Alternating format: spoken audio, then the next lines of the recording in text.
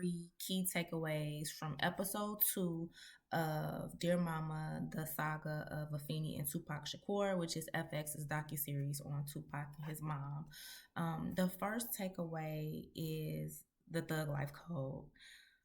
This was significant to me because it just goes to show and highlight that a lot of the young men out here, not even just young men, but men in general, especially guys that are in the streets, they don't follow their respective organizations' codes.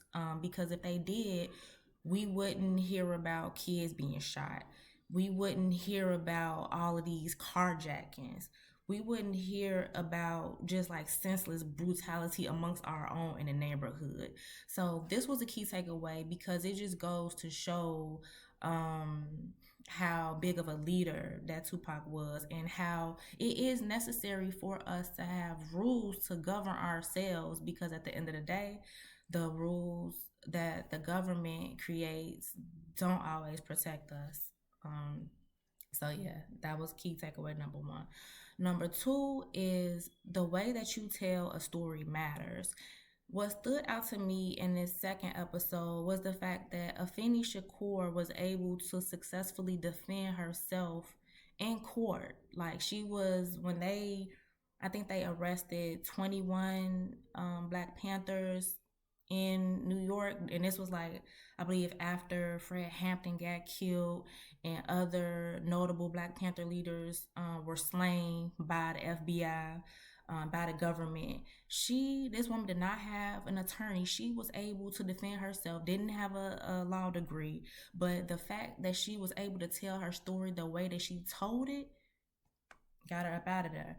So I say this to say, like, we all have stories. Whether you're trying to build a brand, build a business, I don't know if you're going on a job interview, whatever the case may be, the way that you tell your story is really what matters. So one person can be selling this and another person can be selling this, but if person number A is able to tell their story in such an eloquent way that it appeals and connects to people, they're gonna win out over person B all the time. So just keep that in mind. The way that you tell your story matters.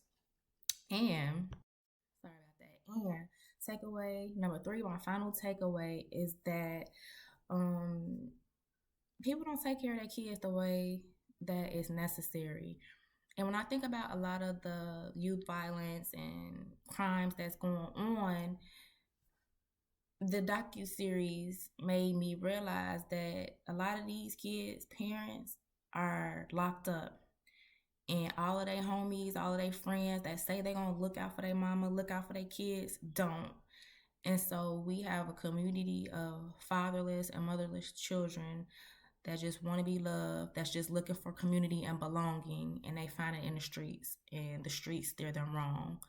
So we need to be more accountable for just the kids in our community, the kids in our family. I know everybody want to live their life, and you didn't lay down and have them, so it's not your responsibility. But it truly does take a village to raise a child. So everyone needs to be more accountable and stepping in and, you know what I'm saying, doing what they're supposed to do for these kids out here because they are our future. And without them, the world will continue to go to shit. So, yeah.